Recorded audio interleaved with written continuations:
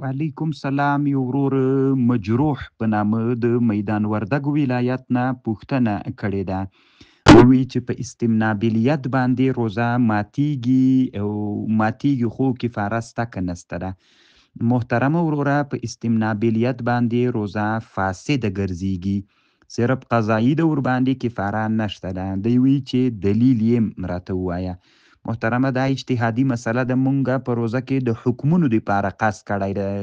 مونږ دلته حکمونه بیانوو چې حکم چې ده حنفي فقهاو شامي رد المحتار کې مسأله لیکلې ده او دا یو اجتهادي مسأله ده. وروره مدرسې ته چې لاړلې هلته استاد سره چې کېناستلې او دا مسأله درته راغلله نو بیا پوښتنه ترېنه وکړه په هدایت صلات کې علما به تحقیق درته وکړي. دا روزه ده وروره، دلته صرف حکمونه انسانان زده کوي، خلکو ته حکم نه وي معلوم. الله دې جوړ لره، کامیاب اوسه. وعلیکم سلام ورحمت الله وبرکاته. یو ورور د فراه ولایت د شیوان له سیمې نه پوښتنه کړې ده. د ورور پوښتنه داسې ده چې روزه سړی په څه شي ماته کي دا افضله ده؟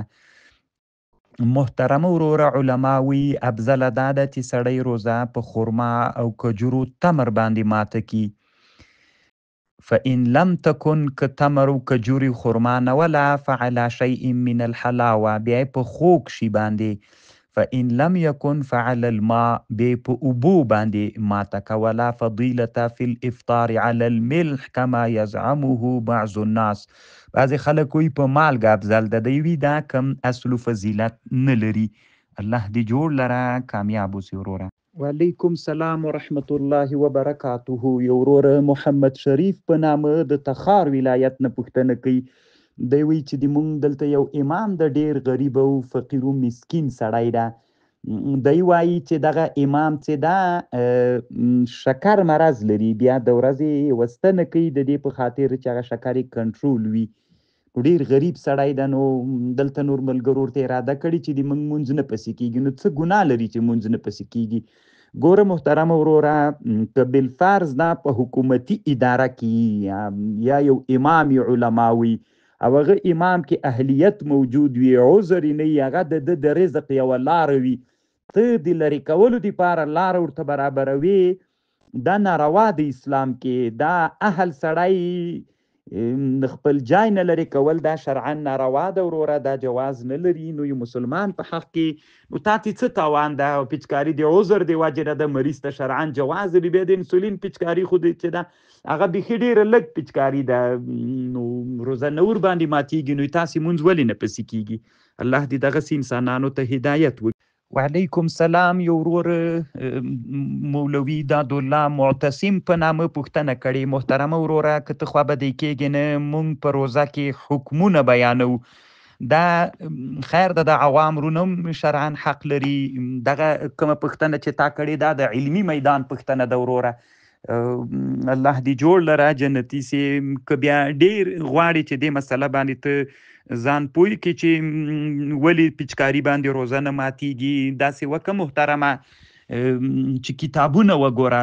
د علامه شیخ خالد سیف الله رحماني نوازل فقهیه معاصر، دا کتاب وګوره وروره، د تا هغه سوالونه به درته جواب سي وروره. الله دې ښه لره. نن عصر کې د ټول اسلامي امت علماو په دې باندې فتوا کړې ده چې په پیچکاري روزه نه ماتیږي. خو که ضرورت نه وي سړی دې نه کوي، که ضرورت وي شرعا پروا نه کوي. الله دې جوړ لره وروره، کامیاب.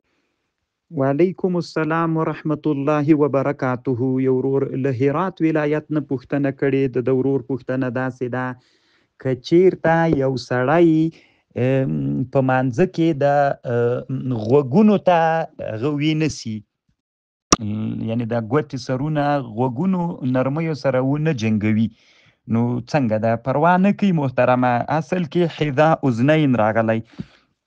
علامه عبدالحی لکنوي رحمه الله په سعایه کې یو ډیر د تحقیق نه ډک کتاب د په دې باندې بحث کړی ده. اصل د مونږ مذهب دا ده چې دغه ګوتې له حذا اذنین د غوږونو له برابریو سره د غوږونو سره برابروالی راغلی، لمس نه ده راغلی. 2 کتابونو یا 3 کتابونو د احنافو کې چې لمس راغلی، نو هغه اصلي د حنفیت رایه نه ده محترمه. اصلي برابروالی د له غوږونو سره ډیر ښه بحث علامه عبدالحی لکنوي رحمه الله په دې مسئله باندې کړی ده وروره.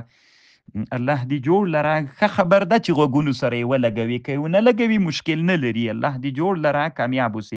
وعلیکم السلام ورحمت الله وبرکاته. یو ورور مفتی شیر الله روحانی په نامه له پاکستان نه پوښتنه کړې. دغه مفتی صاحب ورور پوښتنه کړې، مثلا یو سړی بهر ملک کې د سعودي کې ده، پاکستان کې ده، نو دوی به دغه د هغه وطن سرسایه او فطر صدقې فطر ورکوي. نو محترمه په دې اړه ما تحقیق کړی ده، تحقیق مې ګروپ ته درولېږي، در سره وایو را. الله دې جوړ لره، کامیاب. وعلیکم سلام. محمد ادریس په نامه یو ورور له پاکستان نه پوښتنه کړې ده. د ورور پوښتنه داسې ده، یو سړی نیت د روزي وکړه، پسلمۍ وکړه، نو ستیا ځان ته وخت نږدې کېده، ویلې چې زه خو هسې مریض یم، بیا دې ورځې چې رانه خرابېږي خو اوس یې بېرته وخوره.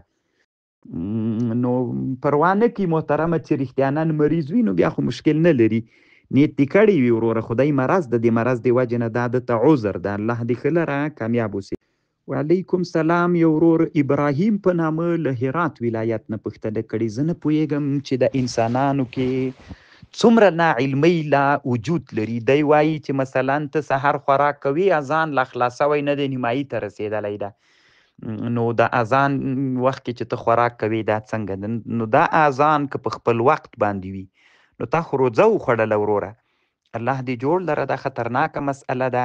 کاش کې په افغانستان کې علما یا د وزارت له طرف نه، د حکومت له طرف نه داسې یو ترتیب وسی چې کله داسې اعتمادي خلک په جماعتونو کې د علما لږ ستړي تیره کی، صبح صادق وپیژني، صبح صادق ته د نږدې وخت دپاره علامې باندې وپوهیږي، نو کله چې زتی صبح صادق ته وخت نږدې کیږي، په لاسپیکرونو کې له اذان نه مخکې یو اعلان وکړي چې پیشلمۍ بند کیا، لکه بعضې وطنونو کې کیږي دا کار، چې دا په ټول افغانستان کې وسی.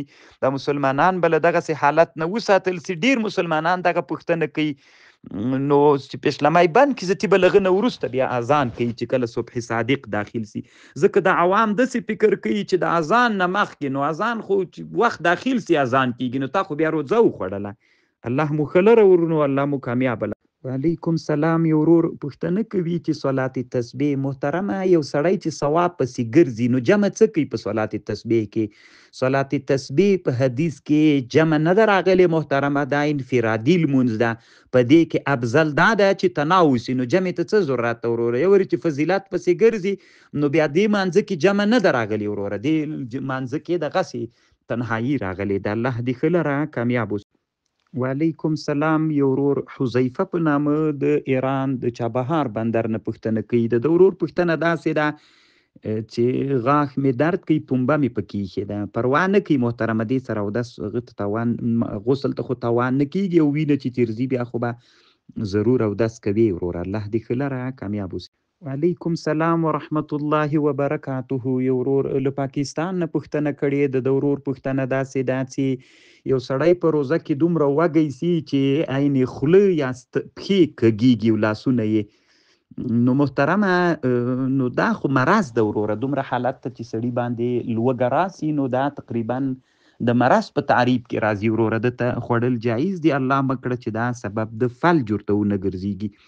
الله دې جوړ لره وروره، کامیاب اوسې. وعلیکم سلام. یو ورور پوښتنه کوي چې سړی د قرآن تلاوت کوي یا په مانځه ولاړي، فکر یې بل چېرته، خو بل چېرته دې نه وي، فکر دې راواړي محترمه. او په مانځه کې خو څه ده وروره، په اول د لمانځه کې باید فکر برابر وي، نیت په وخت کې که برابر نه وي، بیا خو بیخي مونځ نه سي. که اول کې برابر وي، وروسته دې هم کوشش وکړي چې خشوع او فکر یې برابر وي، او که بالفرض برابر نه و، غیر اختیاري په فکر کې بلې خواته تله، بیا پروا نه کوي وروره. الله پاک دې روغ جوړ.